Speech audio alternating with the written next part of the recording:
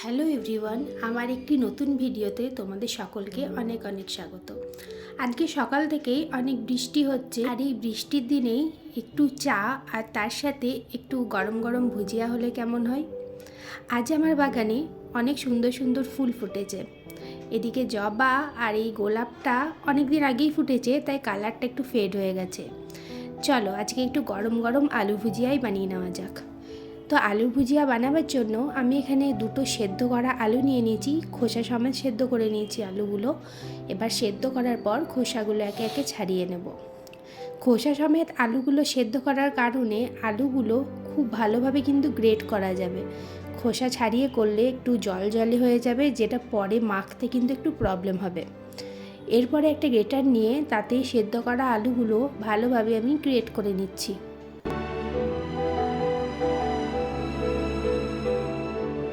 এই আলুর ভুজিয়া বানানো কিন্তু খুবই সহজ। ঘরোয়া কিছু উপকরণ দিয়েই খুব সহজেই এই আলুর ভুজিয়াটা বানানো হয়ে যায়। দেখো, এদিকে আমি দুটো আলুকে এখানে ভালোভাবে গ্রেট করে নিয়েছি। এরপর একটা চাল নিয়ে নেব।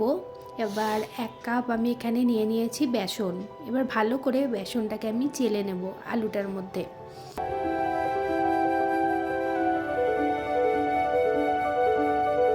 এবার আমি অ্যাড করে দেবো 1/2 চা চামচ গোলমরিচ গুঁড়ো, স্বাদ অনুযায়ী নুন, আর দিয়ে দেবো 1/4 টিস্পুন এখানে হলুদ গুঁড়ো। এবার এই সমস্ত কিছুটাকে খুব ভালো করে মেখে নেব, যেমনভাবে আমরা আটা মাখি রুটি করার জন্য। আমি তো এখানে টোটাল 1 কাপ বেসন ইউজ করছি, তবে এটা মাখার পর যদি দেখো একটু বেশি ভিজে ভিজে লাগছে, সেক্ষেত্রে তোমরা আরেকটু বেসন কিন্তু এখানে অ্যাড করে দিও। এবার দেখো, এটা অনেকটাই মাখা হয়ে এসেছে। আমি এখানে 1 চা চামচ রিফাইন্ড অয়েল দিয়ে আবারও এটাকে ভালোভাবে মেখে নিচ্ছি। ডোটা মাখা হয়ে যাওয়ার পর এটাকে এবার আমি কিছুক্ষণ ঢাকা দিয়ে রেখে দেব, ওই প্রায় 5 থেকে 6 মিনিট মতন। আর 5 মিনিট পর ঢাকাটা খুলে নিয়ে আবারও এটাকে একটুখানি হালকা একটু মেখে নেব। আর তারপরে কিছুটা অংশ আমি এভাবে নিয়ে এটাকে একটু লম্বার মতন শেপ দিয়ে দেবো।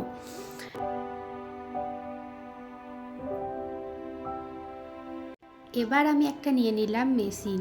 তো এটা খুব সহজেই ফ্লিপকার্ট বা অ্যামাজনে কিন্তু কিনতে পাওয়া যায়। তো এটার সাথে এরকম রাউন্ড রাউন্ড অনেক রকমের শেপ থাকে, যেমন গাঠিয়া বানাবার জন্য, চাউমিন বানাবার জন্য, চানাচুর বানাবার জন্য। তো আমি সবথেকে ছোটো ফুটোর যে শেপটা আছে সেটা এখানে এখন আমি ইউজ করছি।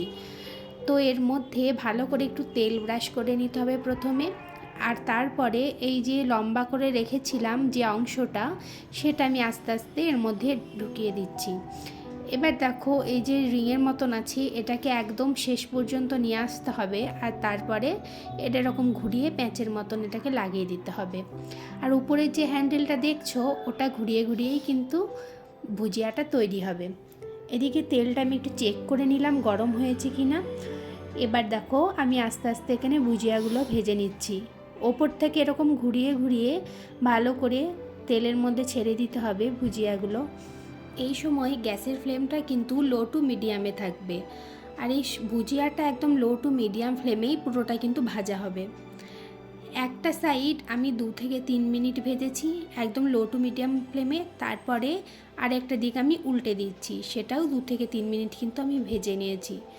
তোমরা বুঝতেই পারবে ভাজার সময় যে এটা ক্রিস্পি হয়ে গেছে, আর তখনই কিন্তু এটা তেল থেকে তুলে নিতে হবে। দেখো, আমারটা ভাজা হয়ে গেছে। আমি এবার এটাকে তেল থেকে তুলে একটা কিচেন টিস্যুর উপরে নামিয়ে নেব, যাতে এক্সট্রা যে তেলটা সেটা যাতে টেনে নেয়। পরপর 2টো রাউন্ড আমি এটা ভেজে নিয়েছি। এবার টিস্যুটা বের করে নিয়ে এগুলো হাতের সাহায্যে হালকা করে টিপে টিপে ভেঙে নিতে হবে, তাহলে কিন্তু ভুজিয়াটা রেডি হয়ে যাবে। তবে এই প্রসেসটা কিন্তু খুন্তি দিয়ে তেলের মধ্যে করতে যেও না, তাহলে কিন্তু অনেকটা তেল অ্যাবজর্ব করে নেবে এবং এটা একদম অয়েলি হয়ে যাবে। তো আজকের ভিডিও কেমন লাগলো অবশ্যই কমেন্ট করে জানাবে। আর আমার পেজে নতুন হলে পেজটাকে ফলো করে দেওয়ার অনুরোধ রইল। এরকম নিত্য নতুন ভিডিও দেখতে হলে লাইক, কমেন্ট, শেয়ার করতে কিন্তু ভুলো না।